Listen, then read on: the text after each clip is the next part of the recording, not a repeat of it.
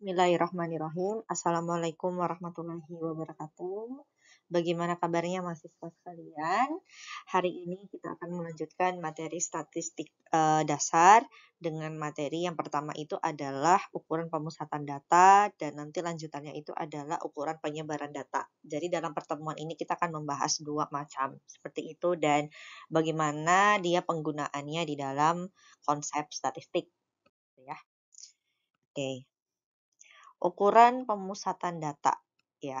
Kalau kita lihat dari sisi definisi, jadi ukuran pemusatan data itu adalah suatu ukuran yang merupakan nilai tunggal yang mewakili semua data atau kumpulan pengamatan di mana nilai tersebut menunjukkan pusat data. Jadi di dalam ukuran pemusatan data ini ada beberapa hal yang kita mau ukur. Yang pertama itu ada yang namanya rata-rata hitung atau biasa kita kenalnya itu adalah min ya, min. Lalu ada yang namanya median ya. Median itu adalah nilai tengah. Terus ada modus. Ya, modus ini adalah nilai yang sering muncul, rata-rata ukur dan rata-rata harmonis. Tapi yang nomor 4 dan nomor 5 ini tidak kita bahas pada pertemuan hari ini. Seperti itu. Oke, lanjut. Jadi yang pertama kita akan membahas rata-rata hitung. Jadi rata-rata hitung itu bisa kita kenal yang namanya min ya. Min itu kita menghitung rata-rata dari nilai yang akan kita hitung seperti itu. Jadi rumusnya itu adalah biasanya rata-rata hitung sama dengan jumlah semua nilai data dibagi banyaknya nilai data. Atau kalau kita pakai equation itu dia seperti ini ya. Jadi pakai rata-rata hitung. Jadi dia pakai pakai kode seperti ini ya. Lalu nanti kita jumlahkan semua datanya. Jadi untuk data yang tidak mengulang pakai yang ini. Untuk data yang mengulang itu biasanya pakai frekuensi. Itu ya, seperti ini. Jadi kalau pakai frekuensi misalnya rata-rata sama dengan frekuensi dikali data 1, frekuensi 2 dikali data 2 dan seterusnya. Lalu kita jumlahkan, lalu kita bagi jumlah frekuensi berapa. Jadi rumusnya itu adalah jumlah frekuensi dikali data dibagi jumlah frekuensi yang ini ya. Seperti itu. Jadi ada dua macam. Ada yang kalau saya bilangnya ini data tunggal. Ya, ini data tunggal. Kalau ini data kelompok atau data yang sifatnya frekuensi. Nah, kalau dia dalam tabel frekuensi misalnya seperti ini. Ini ada interval kelas ya. Interval kelas mulai dari 9 sampai 21, 22 sampai dapat 87 sampai 99 ini interval kelas. Nilai tengahnya X-nya misalnya segini, frekuensinya ini. Lalu kalau kita kali langsung dapatnya 15 kali 3 45, 28 kali 4 lalu kita total dapatnya jumlah F kali X itu 3905. Seperti itu. Jadi kita tinggal masukkan rumus ya. Masukkan rumus seperti ini. Rata-rata sama dengan total dari F kali X dibagi total frekuensi dibagi. Lalu dapat nilai min untuk data frekuensi atau data berkelompok itu adalah 65,92. Nah, itu kalau dia pakai data frekuensi. Nah, seperti itu. Kalau misalnya kita pakai kode yang namanya U, ya, yang seperti ini. Ya, ini kita tinggal kali, ya. Kita kali dulu F kali U, ya. Lalu kita kali semuanya, lalu kita jumlah. Sehingga rumusnya itu adalah seperti ini. Rata-rata sama dengan X0, ya. X0 ditambah C dalam kurung jumlah dari F kali U dibagi jumlah frekuensi sama dengan 54. Jadi totalnya ini adalah 54 ditambah 13. 13 ini adalah range dari interval dari masing-masing kelompok nilai, kelompok kelas. Jadi interval dari kelompok kelas yang pertama itu adalah 13. Kita tinggal masukkan total yang ini ke dalam sini, lalu dibagi total frekuensi dapat 60, total dapat 65,92. Seperti itu. Ini kalau pakai pembobotan, jadi semua masing-masing data diberi pembobotan. Misalnya A memperoleh nilai 65 untuk tugas, lalu 76 untuk mid dan 70 untuk ujian akhir. Bila nilai tugas diberi bobot 2, mid 3, dan ujian akhir 4, maka rata-rata hitungnya adalah seperti ini. Jadi ini pakai pembobotan. Seperti itu. Jadi misalnya untuk yang rata-rata misalnya yang pertama adalah nilai tugas. Nilai tugas diberi bobot 2, jadi nanti tinggal kita kali 2 kali 65 gitu ya. Oke, 2 kali 65. Sebentar saya hapus. 2 kali 65 ya. 2 kali 65 ditambah untuk bobot mid itu 3 dikali nilainya 76 ditambah bobot untuk UAS ujian akhir itu adalah 4 kita kali dengan nilainya 70 dibagi bobotnya. 2 tambah 3 tambah 4 sama dengan 70,89. Seperti itu. Itu kalau dia pakai pembobotan ya. Nah, selanjutnya itu tadi rata-rata. Jadi banyak cara untuk kita bisa menentukan min. Tapi yang umumnya itu adalah kita pakai data tunggal. Ya, data tunggal itu misalnya kita kembali aja ke min dulu. Ya, atau kita buat contoh soal misalnya kita mau menentukan min dari misalnya ada 2, 5, 10, 6, 7 misalnya. Terus ini kita mau tentukan minnya.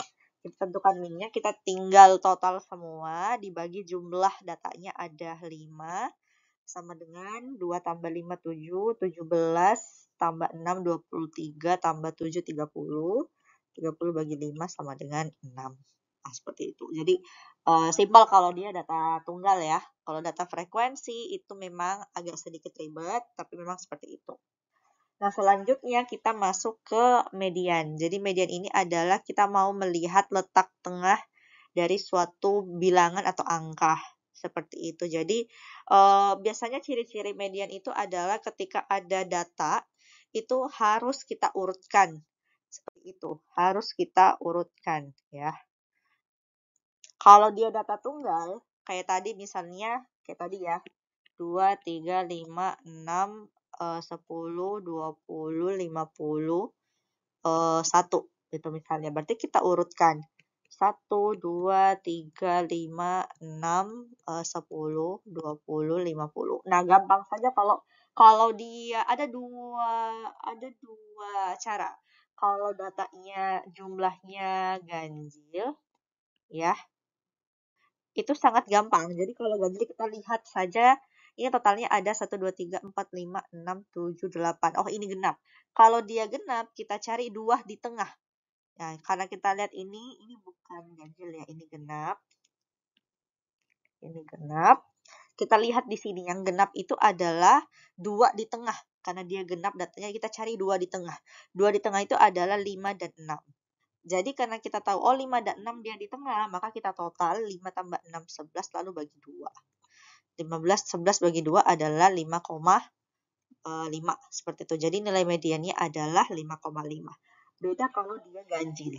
Kalau dia ganjil gampang sekali. Misalnya yang tadi, ini namanya nggak ada. Jadi kita cuman ada 1, 2, 3, 5, 10, 20 misalnya sama 50. Jadi nilai nilai mediannya itu adalah 5 karena dia letaknya di tengah. Seperti itu. Jadi lebih enak kalau jumlah datanya itu dia ganjil. Genap pun juga gampang. Kalau dia datanya sifatnya adalah ini berlaku untuk data yang sifatnya tunggal. Seperti itu. Nah, itu gambaran kalau dia median dengan data yang tunggal. Nah, lalu bagaimana kalau data yang sifatnya kelompok gitu ya. Data yang sifatnya kelompok. Nah, ini ada rumusnya di depan kalian. Jadi rumusnya itu adalah L0 tambah C dalam kurung N dibagi 2 dikurang F besar dibagi F kecil balas kurung. Jadi L0 itu adalah batas bawah kelas median ditambah C. C ini adalah interval atau range dari masing-masing kelas. Range kelas. Ya. Lalu dalam kurung, N ini adalah datanya dibagi 2, dikurangi F besar itu adalah jumlah frekuensi semua kelas sebelum kelas yang mengandung median. F kecil itu adalah frekuensi kelas median. Oke. Contoh, letak median ada pada data ke-30. Data N itu tadi data ke-30, yaitu pada interval 61 sampai 73. Sehingga untuk LO-nya itu adalah 60,5. Kenapa bisa dia 60,5?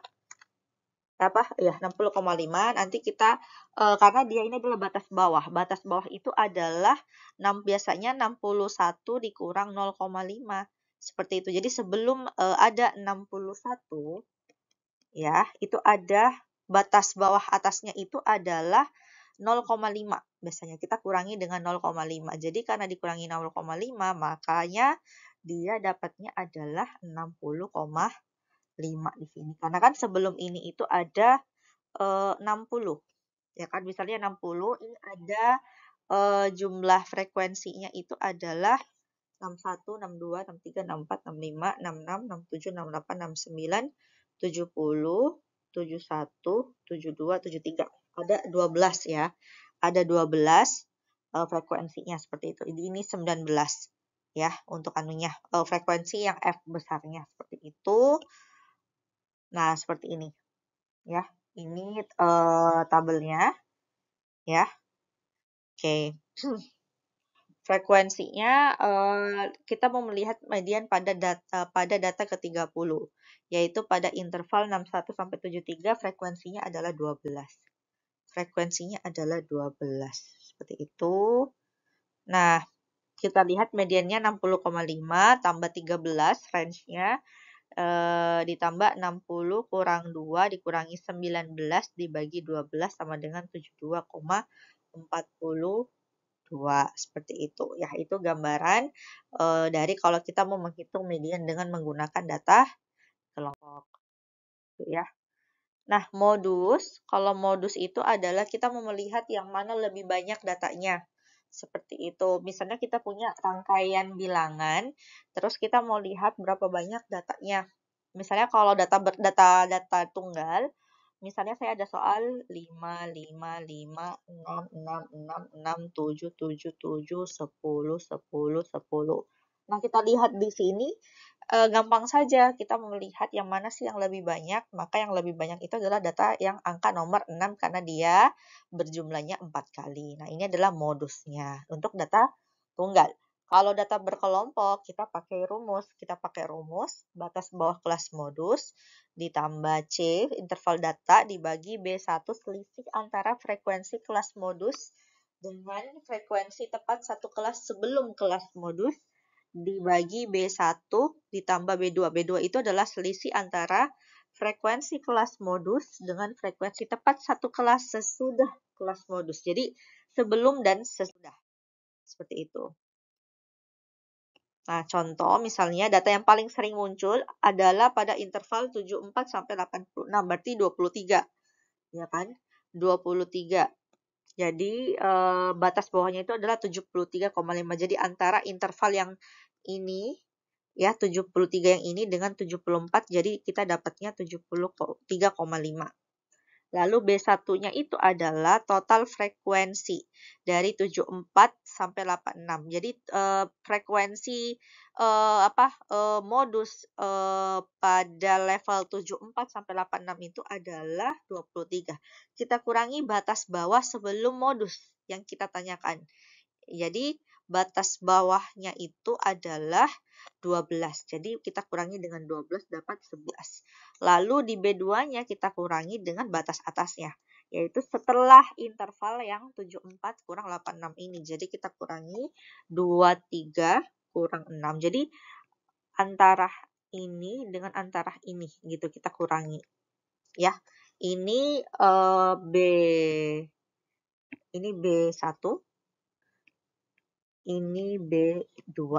Nah, gitu. Jadi dapatnya seperti itu. Sehingga kalau kita pakai rumus 73,5 tambah 13 dibagi 11 tambah 17 sama dengan 78,61. Seperti itu. Nah, ini kalau kita mau melihat kalau ada hubungan empiris antara nilai rata-rata, nilai min, median, dan modus, ada ketiga kemungkinan simetri kurva distribusi data. Jika nilai ketiganya hampir sama, maka kurvanya bisa mendekati simetri, artinya sama. Jika modus, median, dan mean rata-rata kalau misalnya modus lebih kecil daripada median dan median lebih kecil daripada mean, maka kurvanya itu miring ke kanan. Seperti itu. Jadi ibaratnya seperti ini. Kalau misalnya mean, median, modusnya itu hampir sama, maka dia simetri. Kalau ini nomor 1 ya. Ini nomor 1. Enggak kelihatan ya. Ini nomor 1. Oke.